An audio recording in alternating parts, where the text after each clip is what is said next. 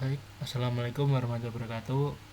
Di sini sebelumnya perkenalkan, nama saya Ahmad Farjan Prasetyabuti dari program studi pendidikan teknik elektro dengan NIM 530142259. Di sini saya akan mempresentasikan tugas mata kuliah statistika dengan judul regresi linear sederhana. Nah, untuk yang pertama ini ada pendahuluan. Regresi linear sederhana adalah salah satu metode statistik yang paling mendasar dan banyak digunakan dalam analisis data. Metode ini digunakan untuk memodulkan hubungan antara dua variabel kuantitatif, satu variabel independen dan satu variabel dependen. Tujuan utama dari regresi linear sederhana adalah untuk memahami dan mengkuantifikasi hubungan linear antara variabel-variabel tersebut. Jadi dari satu variabel, contoh variabel x sama y, jadi itu saling berhubungan. Namun ada salah satu variabel yang bersifat bebas dan satu variabel yang bersifat mengikat. Yang selanjutnya adalah keunggulan. Keunggulan dari regresi linear sederhana terletak pada kemudahan dan interpretasinya. Model ini mudah dipahami dan hasilnya dapat dijelaskan dengan jelas. Selain itu, regresi linear sederhana menyediakan dasar bagi teknik-teknik regresi yang lebih kompleks, seperti regresi linear berganda yang dimana lebih dari satu variabel independen. Namun di sisi lain ada keunggulan, ada kelemahan. Nah, pada kelemahan regresi linear sederhana juga memiliki keterbatasan. Model hanya dapat menangkap hubungan linear dan mungkin tidak sesuai untuk data yang menunjukkan hubungan non-linear.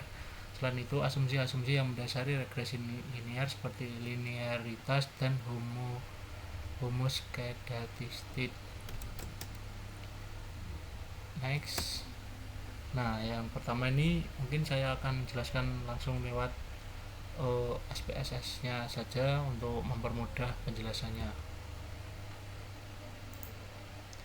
Nah, di sini sudah saya isi yang dimana variabel x pada kolom pertama ini dengan label bernama jam kerja per hari dan y yaitu penghasilan per hari sesuai dengan jam kerja. Nah, untuk desimalnya kita isi yang pertama ada 0, terus yang kedua ada 3 karena pada dasarnya untuk satuan ribu rata-rata ada 3 titik di belakang koma.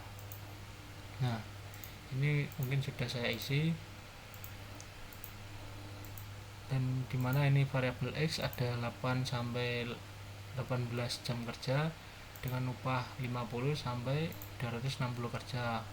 Nah, untuk melihat hasil dari regresi linear sederhananya cukup mudah, yaitu analisis, terus regression, dan linear. Nah, ini mungkin tadi udah saya uji coba dan saya udah masukkan ke variabel dependen dan independennya,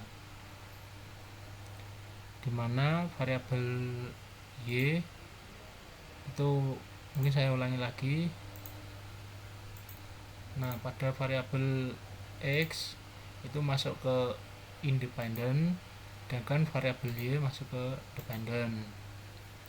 Nah, karena apa? Karena tadi kan x itu bersifat bebas, namun yang y ini bersifat mengikat kepada x. Untuk melihat hasilnya mungkin cukup klik OK. Nah, udah kelihatan hasilnya.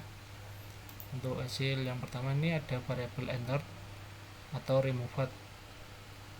Nah, pada poin pertama ini variabel entered jam kerja per hari dengan metode entered. Mungkin untuk lebih jelasnya kita masuk ke PPT.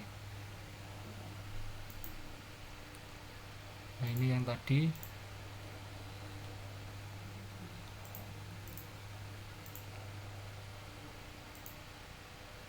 Nah, pada bagian pertama variabel dimasukkan atau dihapus. Nah, dihapus adalah yang tadi ya.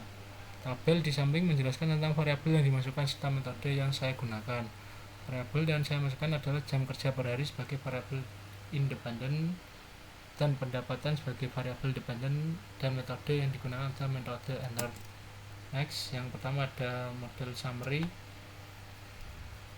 maksud saya yang kedua, output bagian kedua ringkasan model. Tabel di atas menjelaskan besarnya nilai atau hubungan R, yaitu 0,99. Dari output tersebut diperoleh koefisien determinasi R square sebesar 0,999. Yang next, mungkin ANOVA. Yang bagian ketiga ini adalah output tersebut diketahui bahwa nilai F adalah 6075.000 dengan tingkat signifikan sebesar 0,000 kurang dari 0,05, maka model regresi dapat digunakan untuk memprediksi variabel partisipasi, atau dengan kata lain ada pengaruh variabel X terhadap variabel Y. Nah, mungkin ini yang terakhir ya, yang hasil yang terakhir ada koefisien, di mana ada model konstan, ada kolom B, ada min 106,818, terus standar error ada 3511. Dan mungkin ini bisa kelihatan pada jam kerja per hari itu bernilai 20.455, dan di koefisien standar error ada 0,262. Dan ini nilai standar koefisien beta, T sama sig. Mungkin cukup sekian, kurang lebihnya mohon maaf. Akhirul kalam, wassalamualaikum warahmatullahi wabarakatuh.